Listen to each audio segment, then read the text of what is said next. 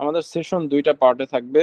প্রথম পার্টে থাকবে আমাদের হচ্ছে সিলেবাস অ্যানালাইসিস, অর্থাৎ সিলেবাসের কোন কোন টপিকস গুলা থেকে কিভাবে প্রশ্ন আসে, এটা যে আমাদের ইউনিট আছে, ইউনিটের মধ্যে কয়টা ধরনের প্রশ্ন আসে এবং কোনগুলা বেশি গুরুত্বপূর্ণ, কোনগুলো কম গুরুত্বপূর্ণ, কোনগুলো আমরা হচ্ছে একটু লেস ইম্পর্টেন্ট দিতে পারি, এই বিষয়গুলো নিয়ে আলোচনা হবে প্রথম পার্টে। দ্বিতীয় পার্টে হচ্ছে নিবন্ধন সংক্রান্ত আপনাদের যে প্রশ্নগুলো আছে, অর্থাৎ পরীক্ষা সংক্রান্ত, পরীক্ষায় কিভাবে কিভাবে লিখতে হবে, কি করা যাবে না করা যাবে। টোটাল হচ্ছে 7টা ইউনিট আছে, এটা আমরা জানি। যেখানে 7টা ইউনিট আছে, এই 7টা ইউনিটের মধ্যে 3টা ইউনিট আছে যেগুলো থেকে আমাদের হচ্ছে 20 মার্ক করে থাকে, ঠিক আছে। অর্থাৎ 3টা ইউনিটে আমাদের থাকে 60 মার্ক। বাকি যে 4টা ইউনিট আছে সেই 4-এ থাকে হচ্ছে 10 মার্ক করে, টোটাল হচ্ছে আমার 40। এই 40 আর 60 মিলে হচ্ছে আমার 100 মার্কের রিটেন হয় আমাদের এইখান থেকে। তো এখানে যে ইউনিট গুলো আছে, অর্থাৎ 1 থেকে 7 ইউনিট, এই ইউনিটের মধ্যে আবার কিছু কিছু ইউনিট আছে হচ্ছে দুইটা সাবজেক্ট নিয়ে, অর্থাৎ বিএসসি বা এমএসসি এর মধ্যে দুইটা সাবজেক্টের কিছু টপিকস নিয়ে সাজানো হয়েছে, ঠিক আছে। তো আমরা ধরে নিচ্ছি সেটা একটা সাবজেক্ট হিসেবে আমরা এখানে ধরতেছি। তো আমরা এখানে প্রথমে যে জিনিসটা এখানে দেখলাম যে আমাদের কোন ইউনিট থেকে কত মার্কের থাকবে, সেটা তো আমাদের আলাদাভাবে আমরা লিখেই দিছি। তারপর হচ্ছে আমরা ওভারঅল দেখলাম যে 3টা ইউনিটই দেখা যাচ্ছে মোটামুটি একেবারে 60% মার্কস আমার এখানে আসে, ঠিক আছে। তো এই 3টা ইউনিট খুব গুরুত্বপূর্ণ এবং এইগুলা হচ্ছে একটু ম্যাথমেটিক্যাল বা লজিক্যাল টার্মস বা প্রোগ্রাম, এইগুলা টার্মগুলা এই 3টা ইউনিটেই সবচেয়ে বেশি। তার মধ্যে একটা ইউনিট হচ্ছে আমার এই যে ইউনিট 1। তো 1, 3 এবং 6 এই 3টে ইউনিট 20 করে মার্ক আসে, তার মধ্যে 1 নাম্বার ইউনিটে 20 মার্ক আসে। এই যে 3টা ইউনিটের কথা আমি মেনশন করলাম, এই 3টে ইউনিটের মধ্যে সবচেয়ে কম পড়ে যে ইউনিটে 20 মার্ক পাওয়া যায় সেটা হচ্ছে এই যে ইউনিট 1, ঠিক আছে। ইউনিট 1, এই ইউনিট 1 কম পড়ে কেন পাওয়া যায়? কারণ এখানে দেখা যাচ্ছে যে বিগত বছরে প্রশ্ন অ্যানালাইসিস করলে, বা এই ইউনিটটা তো আসলে আমাদের যে 431 কোড ছিল যেটা, সেটাও এটা ছিল। তো সেইখানে দেখা গেছে যে কিছু প্রশ্নই মোটামুটি ঘুরে ফিরে আসে কিছু টপিকস থেকে, এবং প্রোগ্রাম আসে একটা নরমালি, ঠিক আছে, একটা বা দুইটা নরমালি আসে 2 ইয়ার জন্য, অথবা একটা দিতে পারে এবং হচ্ছে মেইন ইয়াতে একটা দিতে পারে, এরকম ভাবে একটা প্রোগ্রাম আসে। তো এখানে কিছু টপিকস যেগুলো থেকে ঘুরে ফিরে আসে সেগুলো আমরা এখানে রাখার চেষ্টা করছি। এখানে আমি 3টা কালারের প্রশ্নগুলো মার্কিং করছি। স্ট্রাকচার প্রোগ্রামিং যেটা আছে, সেই স্ট্রাকচারিং পার্ট হচ্ছে আমার এই থেকে 1 থেকে 18 পর্যন্ত যে ইয়াগুলো, এটা স্ট্রাকচারের পার্ট মূলত, ঠিক আছে। তো এইখান থেকে দেখা যাচ্ছে যে 10 মার্ক নরমালি থাকে, 5 থেকে 10 অবশ্যই থাকবে এই টপিকস থেকে। তারপর যে অবজেক্ট ওরিয়েন্টেড আছে, এই অবজেক্ট ওরিয়েন্টেড থেকে হচ্ছে নরমালি 10 থাকে। তবে কোন কোন বছর দেখা গেছে যে হচ্ছে যেহেতু 3টাই মাত্র পরীক্ষা হয়েছে, বা আগের 431 কোড গুলো অ্যানালাইসিস করলে আমরা দেখি যে অবজেক্ট ওরিয়েন্টেড এর ক্ষেত্রে হয় কি যে প্রোগ্রাম কম আসে, প্রোগ্রামটা কম আসে, এখানে থিওরিটিক্যাল বেশিটা বেশি আসে। আর যে প্রোগ্রামিং যেগুলো আছে, যে আমি আরেকটা কালার করছি, সেই প্রোগ্রামিং থেকে হচ্ছে 5 মার্ক আসে। সেটা কোনটার সাথে যুক্ত থাকে, এই যে 10 মার্কের মধ্যে অনেক সময় যুক্ত থাকে প্রোগ্রামের বিষয়টা আনসার্টেন। আনসার্টেন কেন? প্রোগ্রাম, যে কোনো প্রোগ্রামই আমার এখান থেকে দিতে পারে। এখন যে কোনো প্রোগ্রাম দিতে পারলেও যে কমন যে প্রোগ্রামিং গুলো আছে, সেই প্রোগ্রামিং গুলো আমরা এখানে রাখার চেষ্টা করছি, ঠিক আছে। এখানে যদি প্রোগ্রামিং যারা আরো পড়তে চান, আমাদেরকে বিভিন্ন সময় বলছেন ভাই আরো পড়তে পারি কিনা, তারা এই প্রোগ্রামিং আরো দেখতে পারেন, ঠিক আছে। বিভিন্ন যে আমাদের সাইট গুলো আছে ইন্টারনেটে, সেই সব সাইটে দেখতে পারবেন। সবচেয়ে ভালো হয় যে এইচএসসির যে বই আছে, এইচএসসির বইয়ের কথা আমি আরো অনেকবার বলছি, এইচএসসির বইয়ে যে প্রোগ্রাম গুলো দেওয়া থাকে, সেই প্রোগ্রাম বোর্ড বইয়ে সেগুলো একটু ভালো করে দেখে যাবেন। সেখানে যদিও এখানে সেগুলোর ম্যাক্সিমামই আছে, তারপর সেটা একটু আবার আপনি ভালো করে দেখে গেলেন, ঠিক আছে। এই হচ্ছে বিষয়। আর প্রোগ্রাম যদি আপনার আসে যে রাইট এ প্রোগ্রাম ফর ধরেন লিপ ইয়ারের জন্য আসলো, কিন্তু সেখানে মেনশন করে নাই যে সি নাকি সি প্লাস প্লাস, মানে অবজেক্ট ওরিয়েন্টেড নাকি স্ট্রাকচার, কোনটা লেখা নাই, তাহলে আপনি অবশ্যই সি দিয়ে তো লিখতেই পারেন। কিন্তু কোনো কারণে যদি মেনশন করে দেয় যে এটা হচ্ছে অবজেক্ট ওরিয়েন্টেড এর মাধ্যমে লিখো, তাহলে আপনারা হচ্ছে সেটা তো অবজেক্ট ওরিয়েন্টেড লিখতেই পারবেন।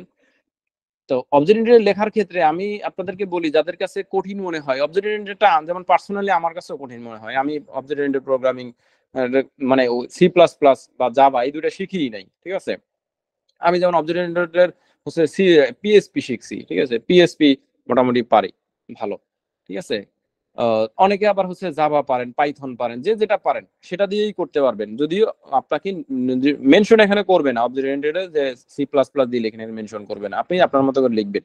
এখানে আমি যে যারা এই দুর্বল প্রোগ্রামিং এ তারা যেটা করবেন, এখানে আমরা একটা প্রোগ্রাম দিছি, ঠিক আছে? এইখানে এই একটা প্রোগ্রামের মধ্যে আপনার object, class, inheritance, polymorphism, encapsulation, overridden, হ্যাঁ, এইগুলো সব কভার করা আছে একটা ইয়া দিয়ে। তারা সামহাও যেভাবে হোক এই প্রোগ্রামটাকে মুখস্থ বলেন বা আত্মস্থ বলেন, যেভাবে হোক আপনি এটা ইয়া করে যান। যদি কোনো কারণে আসে যে পলিমরফিজম কি, পলিমরফিজম উদাহরণ সহ লিখো, তাহলে এই প্রোগ্রাম দিয়ে পারবেন। যদি আপনার হচ্ছে অবজেক্ট ক্লাস কিভাবে হয় উদাহরণ সহ লিখো, তাহলে এটা পারবেন। যদি এটা লিখলেই হবে। যদি এনক্যাপসুলেশন আসে, যেটা এই এগুলোই তো আসলে কোর টপিক অবজেক্ট ওরিয়েন্টেড, আপনি যেটাই দেখ না কেন এই একটা প্রোগ্রাম যদি আপনি মনে রাখতে পারেন বা মুখস্থ করেন, যাই বলেন না কেন, যে ভাবে ইয়া করেন না কেন, আপনি এই একটা দিয়ে পার পেয়ে যেতে পারবেন। এখানে প্রোগ্রামিং আমরা বস হওয়ার দরকারও নেই। অবজেক্ট তুলনামূলক যদি আমি বলি, এখানে যে 32টা মূলত প্রশ্ন, ঠিক আছে, প্রোগ্রামিং বাদ দিলে এই 32টা প্রশ্ন থেকে আপনার হচ্ছে মোটামুটি 15 মার্ক আপনার ধরেন আসতেছে, আপনি আনসার করতে পারবেনই। আমি যদি প্রোগ্রামের কথা বাদও দেই। আচ্ছা, তারপর হচ্ছে আমাদের ইউনিট 2। ইউনিট 2 হচ্ছে সফটওয়্যার ইঞ্জিনিয়ারিং, যেটা পুরাই থিওরিটা, টিকালি থিওরি।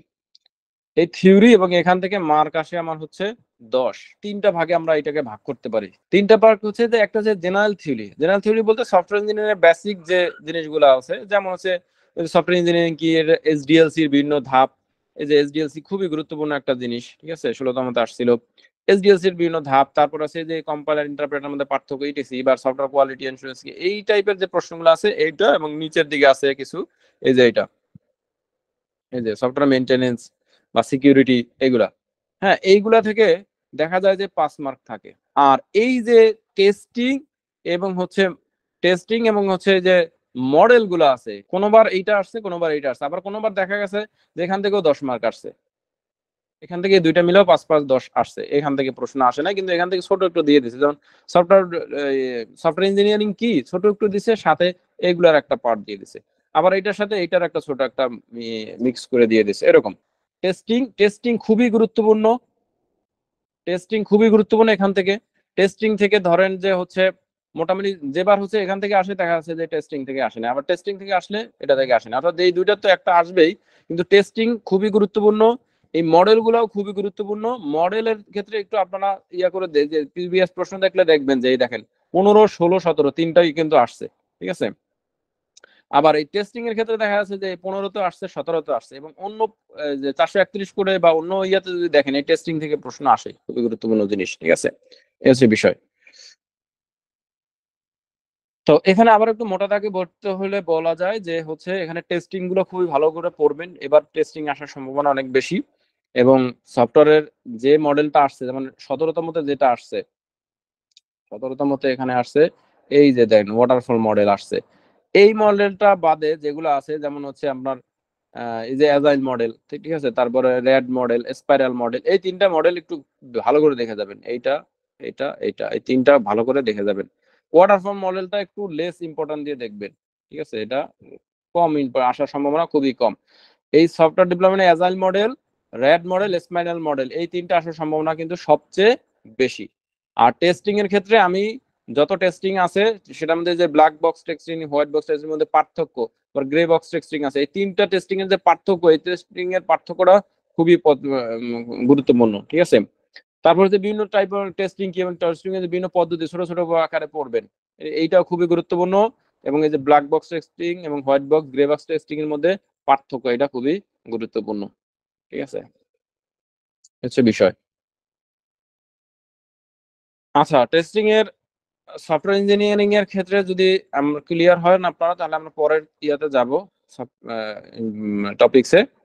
এখানে তিনটা ভাগে কিন্তু ভাগ করছি, আমি দেখাইছি তিনটা ভাগের মধ্যে বেসিক থিওরি, ঠিক আছে, আর একটা হচ্ছে বেসিক থিওরি থেকে কিন্তু প্রশ্ন কম আসছে, বাট বেসিক থিওরি কিন্তু এবার গুরুত্বপূর্ণ, যেহেতু একবারও প্রশ্ন বেসিক থিওরি থেকে শুধুমাত্র এই 16তে আসছিল লাইফ সাইকেল, বেসিক থিওরি কিন্তু গুরুত্বপূর্ণ।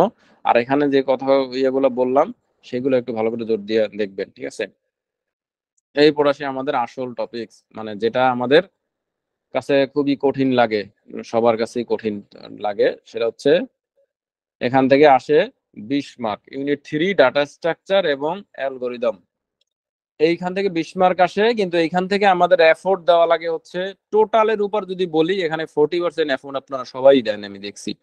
মোটামুটি আমাদের এই সিলেবাসের যে যত এফোর্ট দেন না কেন, তার চেয়ে সবচেয়ে বেশি এফোর্ট দেওয়া হয় এইটাই। হ্যাঁ, অর্থাৎ 40% এফোর্ট আপনার পড়াশোনা এইটাই মানুষ করে। তো এইখানে সুবিধাও আছে এটা এফোর্ট দিলে, আর অসুবিধাও কিছু আছে। যেমন এখান থেকে যদি একটু কঠিন প্রশ্নগুলো করে, ঠিক আছে, তখন কিন্তু সেই প্রশ্ন করলে আপনাদের তখন এই এফোর্ট যদি সে নেই, এফোর্ট বৃথা হয়ে যাবে। হ্যাঁ, দেখা যাচ্ছে 2টা প্রশ্ন এখান থেকে আনকমন পড়ে গেল, অর্থাৎ 10 মার্ক ছুটে গেল, তখন আপনার হচ্ছে ইয়া হয়ে যাবে, মানে এফোর্টের ইয়াটা কমে যাবে। কিন্তু এখানে সুবিধা যেটা হচ্ছে, এখান থেকে জটিল প্রশ্ন খুবই কম আসে, মানে বেসিক যে জিনিসগুলো আছে, এখানে অনেক অ্যাডভান্স লেভেলের অ্যালগোরিদম আছে। সেই অ্যালগোরিদম গুলো আসলে কোনো চাকরির পরীক্ষায় আজ পর্যন্ত আপনারা দেখাইতে পারবেন না যেগুলো আসছে।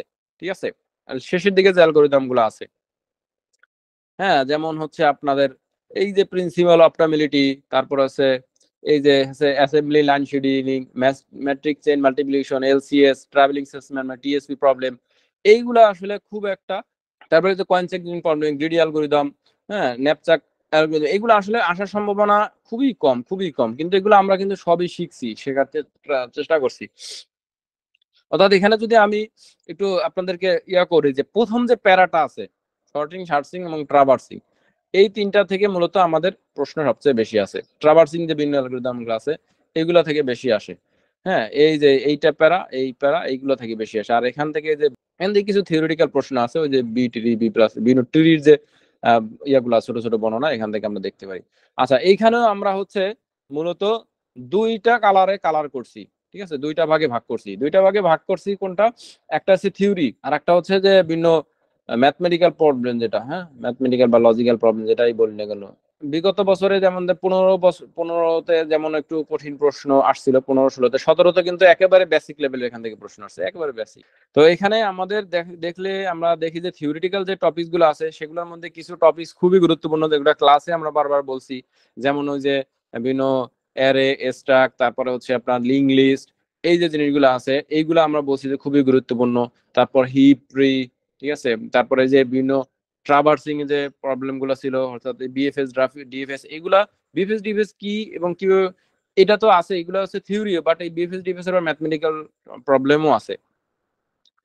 ঠিক আছে, তারপর যে হিপের, হিপ কি, মিন হিপ, ম্যাক্স হিপ কি, আবার এগুলোর বিভিন্ন কনভার্সন গুলো আছে, সেই কনভার্সন গুলো হয়তো আবার আমরা ম্যাথমেটিক্যাল প্রবলেমের মধ্যে চলে যাবে। তারপরে যে আমাদের যে বিভিন্ন শর্টিং অ্যালগোরিদম এবং শর্টিং যে টেকনিক গুলো যেভাবে কাজ করে, শর্টিং টেকনিকের ক্ষেত্রে দেখেন, শর্টিং কিন্তু 16তমতে 3বার আসছে। ঠিক আছে, শর্টিং একেবারে, এই যে শর্টিং টেকনিক যেগুলো 16তমতে আসছে, এইগুলা খুবই গুরুত্ব সহকারে পড়বেন, খুবই গুরুত্ব সহকারে। ঠিক আছে, খুবই এগুলো সব 3 স্টার, এবং শর্টিং টেকনিক সবগুলোই গুরুত্বপূর্ণ। মানে এবার শর্টিং টেকনিক থেকে একটা প্রশ্ন আসার সম্ভাবনা খুবই মানে একেবারে যদি বলেন যে 99.99% একটা আসবে এই শর্টিং টেকনিক গুলা থেকে। ঠিক আছে, একটা আসার সম্ভাবনা বেশি। এবং হচ্ছে সাথে যে ম্যাথমেটিক্যাল যে প্রবলেম গুলো আমরা যেগুলো ভালোভাবে শিখছি, যেগুলো পরীক্ষায় আপনাদেরকে বলছি, যে বিএফএস, ডিএফএস এর মিন হিপ, ম্যাক্স হিপ, এইগুলো তো মানে মাস্ট, এগুলো থেকে ভালোভাবে পড়ে যাবেন। এই ধরনের প্রবলেম গুলা যেগুলো আমাদের হচ্ছে এই, আমরা যেগুলো পরীক্ষা যে টপিক গুলো রাখছি, আপনাদের পরীক্ষার ওই পরীক্ষার টপিক গুলো কিন্তু আমরা অনেক কিছু চিন্তা ভাবনা করে ওখানে রাখছি। ঠিক আছে, এই যে ইন অর্ডার, পোস্ট অর্ডার, এই যে ইয়াটা আছে, এটার হচ্ছে ম্যাথমেটিক্যাল প্রবলেম সহ এইগুলা কিন্তু খুবই গুরুত্বপূর্ণ। অর্থাৎ আমরা যেগুলো আপনাদের পরীক্ষায় রাখছি, সেগুলো খুবই গুরুত্বপূর্ণ টপিকস কিন্তু ছিল। হ্যাঁ, এই যে হচ্ছে এই যে বিএসটিডি, বাইনারি সার্চ ট্রি বানানোর যে এগুলো হচ্ছে গুরুত্বপূর্ণ জিনিস, কারণ এইগুলো থেকে পরীক্ষা দেখবেন প্রশ্ন বেশি আসবে। এখন আসেন, আরো কিছু আমাদের শর্ট আছে, প্রবলেম ছিল, শর্টিং ছিল, এবং হচ্ছে বিভিন্ন অ্যালগোরিদম গুলো ছিল, যেগুলো হচ্ছে এই যে লাল, ঠিক আছে, এই যে প্রিয়মস অ্যালগোরিদম, ঠিক আছে, তারপরে যে আমাদের হাফম্যান এনকোডিং, এই যে জিনিসগুলো আছে, স্প্যানিং ট্রি, এগুলা কিন্তু লেস ইম্পর্টেন্ট। আমি আবার একটু মেনশন করি, এগুলা থেকে প্রশ্ন আসার সম্ভাবনা খুবই কম, কিন্তু আমরা এগুলা আগে আপনাদেরকে কেন বলি না, প্রত্যেক জিনিস আপনার শিখতে হবে, শেখার দরকার আছে, সেজন্য। তো যারা একটু দুর্বল মনে করেন, যে ডাটা স্ট্রাকচারে একটু দুর্বল, তারা, আমি আবারও একটু আপনাদেরকে উপরে সিলেবাসটা দেখাই, যে এই যে 2টা প্যারা, এই প্যারা এবং এই প্যারা, এই প্যারা থেকে প্রশ্ন আসার সম্ভাবনা 99%, এই 2টা প্যারা থেকে। আর এইখানে থেকে প্রশ্ন আসার সম্ভাবনা একটু লেস, একটু কম শেষের দিকের গুলা। বুঝতে পারছেন? যদি এখানে ভিতরে কিছু জিনিস আছে যেমন হ্যাশিং কি, এই ছোট ছোট এই যে হচ্ছে সংজ্ঞা টাইপের যে প্রশ্নগুলো এখান থেকে সেইগুলো আসতে পারে। হ্যাশিং কি, তারপর হচ্ছে আপনাদের ধরেন এই যে ডাইনামিক প্রোগ্রামিং কি, ছোট ছোট প্রশ্ন, কিন্তু এইগুলা থেকে ম্যাথমেটিক্যাল সমস্যা আসছে এরকম রেকর্ড আপনি খুঁজে পাবেন না। এই প্রিয়ামস অ্যালগরিদম, ক্রুস্কাল অ্যালগরিদম এগুলো কিন্তু খুব ভালোভাবে আমরা পড়ছি। কয়েন চেঞ্জিং প্রবলেম, এগুলো ম্যাথমেটিক্যাল সমস্যা আছে, কিন্তু এগুলা থেকে আপনার হচ্ছে প্রবলেম আসবে, সেই প্রবলেম আসার সম্ভাবনা খুবই কম। তারপরে যে যেটা নিয়ে আপনারা খুব বেশি একেবারে ফিল করছেন, মানে কনফিউশন সবার কাছে, ওই যে ন্যাপস্যাকের যে প্রবলেমটা, ন্যাপস্যাকের সেই যে বেচা বিক্রির যে হিসাবপত্র, এগুলো নিয়ে আপনারা অনেক মাথা ঘামাইছে, কারণ এই ধরনের সমস্যা আসার সম্ভাবনা কিন্তু খুবই কম, খুবই কম। বুঝতে পারছেন? কিন্তু আমরা শিখছি, যদি বাই চান্স এসে যায় তাহলে হয়তো বা পারবো। আর ওগুলা করতে গেলে অনেক সময় নষ্ট হবে। ঠিক আছে, এই শেষের দিকে যে প্রবলেম গুলো আছে, এগুলা যে থিওরিটিক্যাল যেগুলো আছে, এই থিওরিটিক্যাল গুলোর সংখ্যা আকারে যা দেখে যাবেন, এগুলোর প্রবলেম গুলা যারা আপনারা শিখছেন শেষ সময় এসে একটু দেখেন, ওইগুলা গুরুত্ব কম দেন। গুরুত্ব কোনগুলা বেশি দেবেন?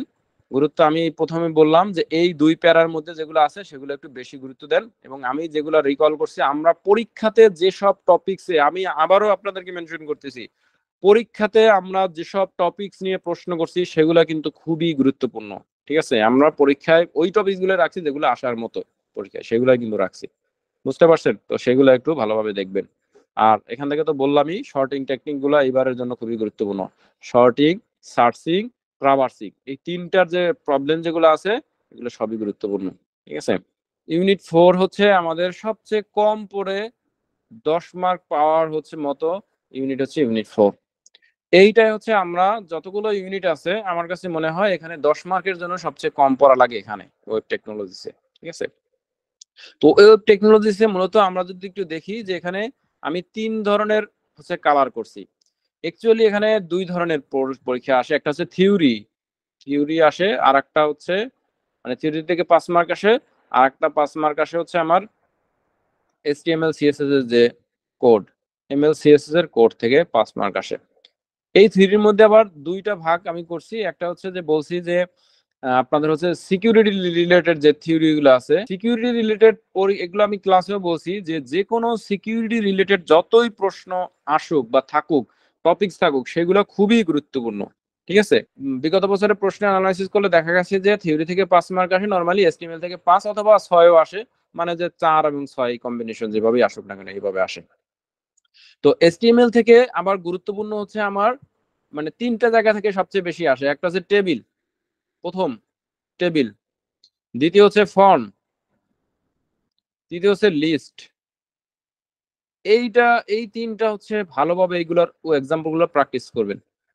বিশেষ করে হচ্ছে আপনারা এইটা হচ্ছে এইচএসসির বই অথবা W3 স্কুলের যে ইয়াগুলো আছে, বিশেষ করে W3 স্কুলের কথা যদি বলি, W3 স্কুলে আপনারা দেখবেন যে এই যে টেবিলে গেলে দেখবেন যে টেবিলের বিভিন্ন এক্সাম্পল আছে, তারপর ফর্মের বিভিন্ন ইয়াগুলো আছে, লিস্টের বিভিন্ন ধরনের list, order list, unordered list, আরো লিস্ট রিলেটেড যত প্রশ্ন আছে না ইয়াকে আছে না কেন, সবগুলো প্র্যাকটিস করে ফেলবেন একেবারে। এবং আমরা হচ্ছে আগের 2 ব্যাচে এই ওয়েব টেকনোলজি থেকে পরীক্ষা নেই নাই, আমরা লাস্ট ব্যাচে একটা পরীক্ষা নিয়েছিলাম ওয়েব টেকনোলজি, সেই প্রশ্নটা আমি আপনাদের হোয়াটসঅ্যাপ গ্রুপে শেয়ার করছি।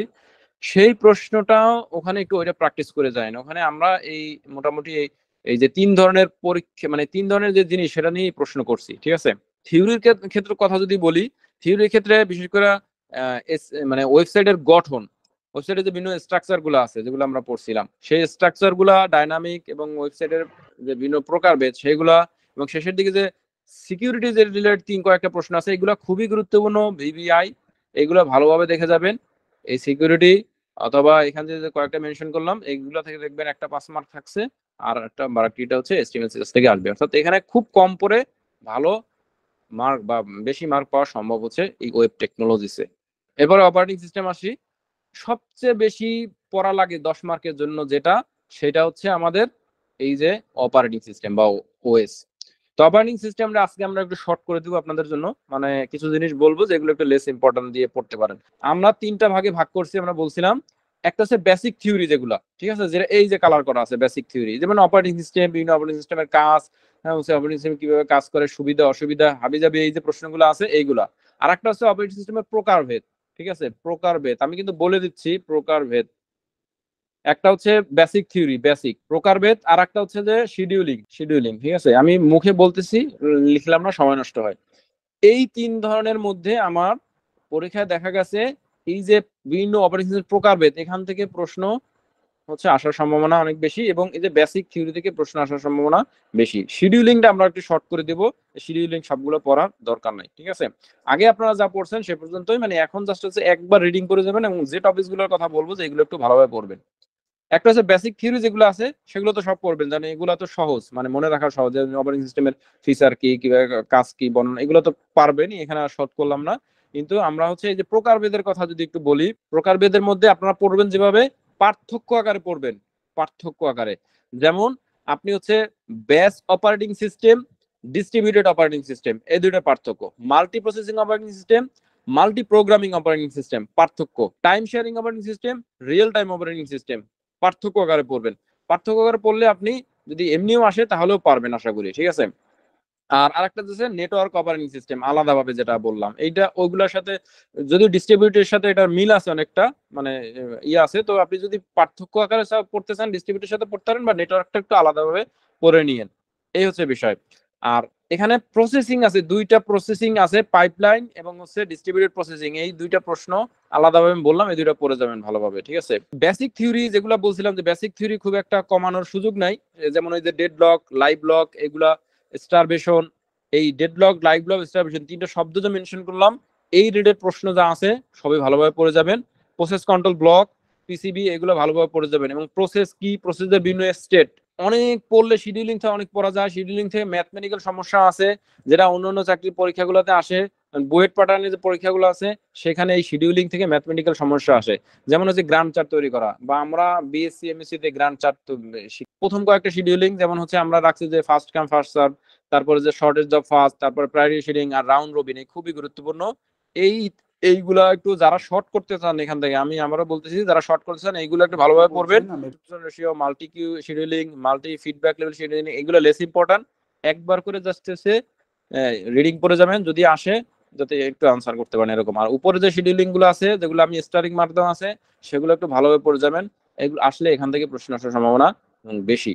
ঠিক আছে, তো এখানে আমি বলে দিলাম মোটামুটি বেসিক থিওরি থেকে একটা প্রশ্ন থাকবে, আর হচ্ছে এই যে শিডিউলিং অথবা হচ্ছে বলুন অপারেটিং সিস্টেম প্রকারভেদ, এখান থেকে একটা প্রশ্ন থাকবে।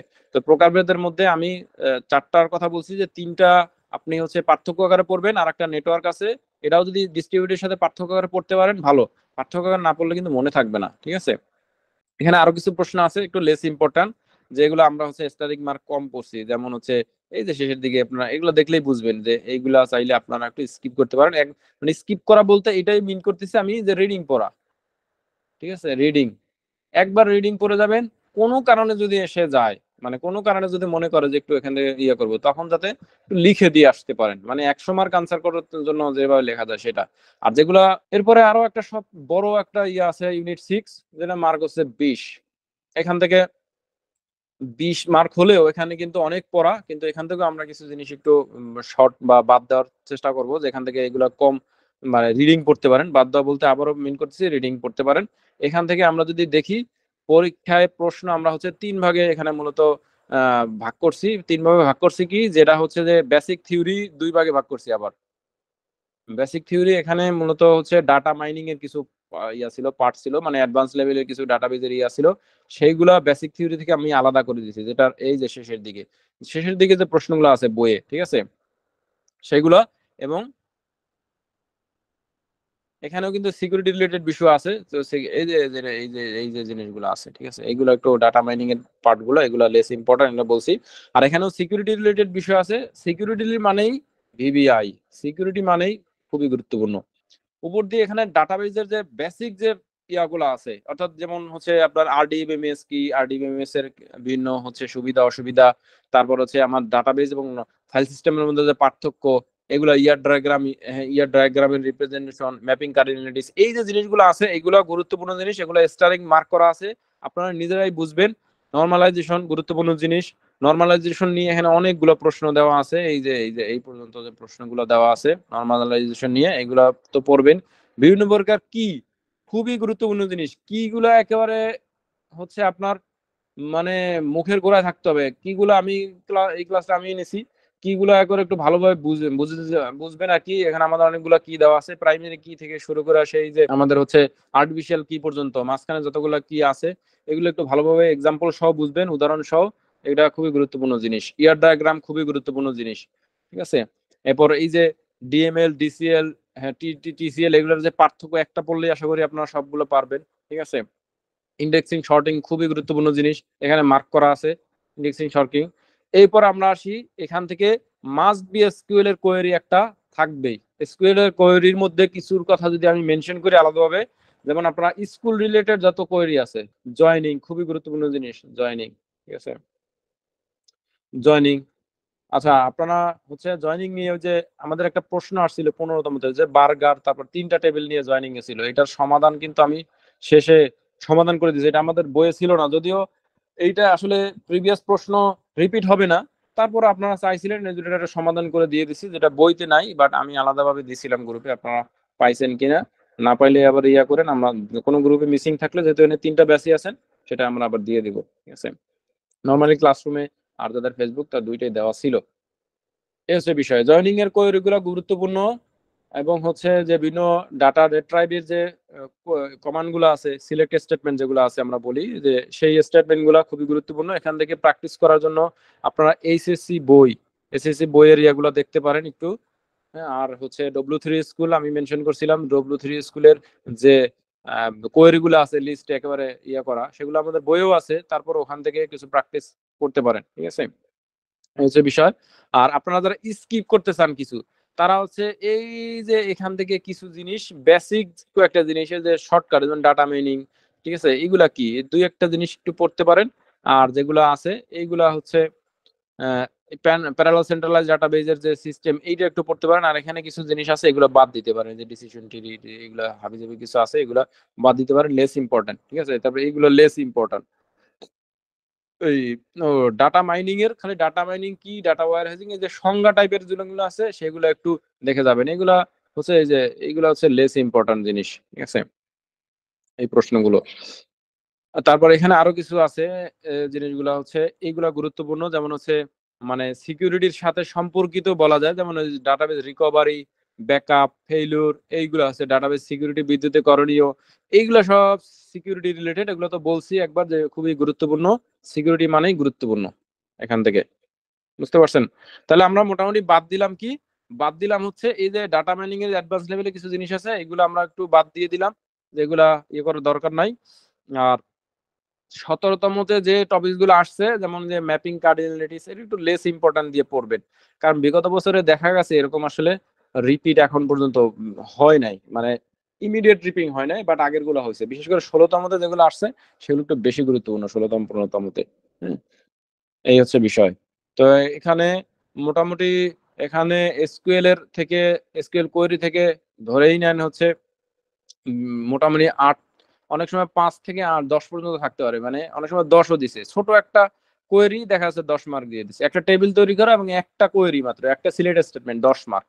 এই যে একবার আসছিল, ঠিক আছে, 10 মার্ক। এটা লেখা লাগবে সর্বোচ্চ আপনার এই এতটুকু জায়গা লাগবে। তো এখানে 10 লিখে পাওয়া, মানে এগুলা সবসময় আনসার করার চেষ্টা করবেন এসকিউএল কোয়েরি। আচ্ছা, এরপরে আমাদের ইউনিট 7 থেকে মার্ক আছে 10। টপোলজি, ইন্টারনেট রিলেটেড যে প্রশ্নগুলো আছে এই থেকে, যে এইগুলা থেকে প্রশ্ন আসার, এবং বিভিন্ন যে নেটওয়ার্কিং ডিভাইস গুলো আছে এইগুলা থেকে প্রশ্ন আসার সম্ভাবনা অনেক বেশি। ভেরি ভেরি ইম্পর্টেন্ট সেটা হচ্ছে যে OSI model, TCP IP model, এই দুইটা মাস্ট, মানে এই দুইটা হচ্ছে আসার সম্ভাবনা, এই দুইটা থেকে একটা প্রশ্ন 90%। এই মডেল দুইটা খুবই ভালো করে পড়ে যাবেন, এখান থেকে 90% আসার সম্ভাবনা প্রশ্ন, ঠিক আছে। আর এই যে যে উপরে যেগুলো দেখলাম আমরা নেটওয়ার্কের, এইগুলা থেকেও প্রশ্ন আসার সম্ভাবনা অনেক বেশি, ঠিক আছে। 80 to 90% এখান থেকে আসার সম্ভাবনা, অর্থাৎ এইটা থেকে নর্মালি একটা থাকতে পারে, এইটা থেকে একটা থাকতে পারে।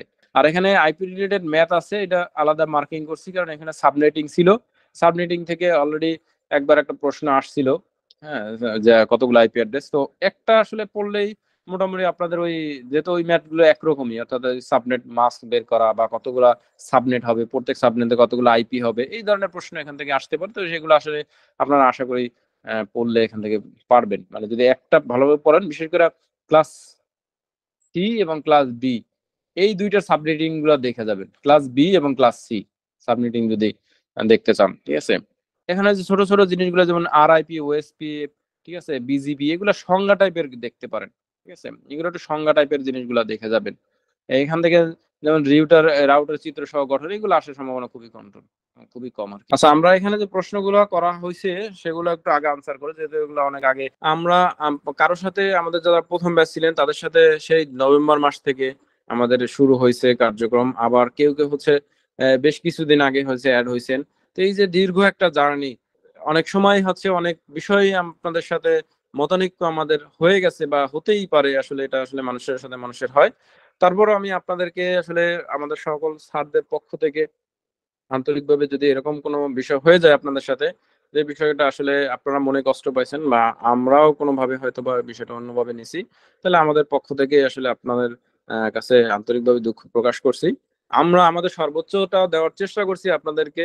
আহ, যদিও আমাদের এখানে আমরা সবসময় বলে আসছি যে গাইডেড কোর্স মানে এটাই মিন করে যে আপনাদেরকে প্রপার একটা পরীক্ষার গাইডলাইন দিব, সেটার মধ্যে সিলেবাস কভার করা একটা পার্ট, বাট সিলেবাসটাই আসলে সবচেয়ে বড় বিষয় না।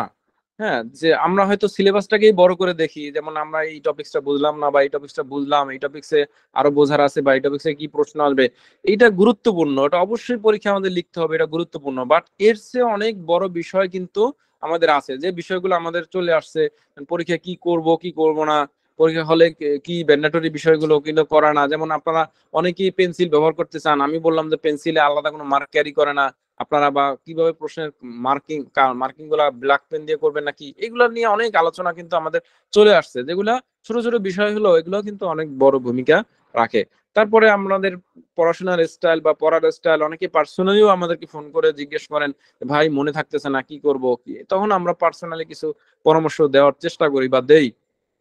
তো এরকম ভাবে আসলে আমরা দেওয়ার চেষ্টা করছি, হয়তো আমাদের অনেক ক্ষেত্রেই ঘাটতি হয়তো থাকতেই পারে, আবার অনেক সময় হচ্ছে অনেক বিষয়ে একটু বিরক্ত হয়ে যেতেই পারে, কারণ মানুষ তো, সবার তো সবসময় একরকম মন মানসিকতা থাকেই না।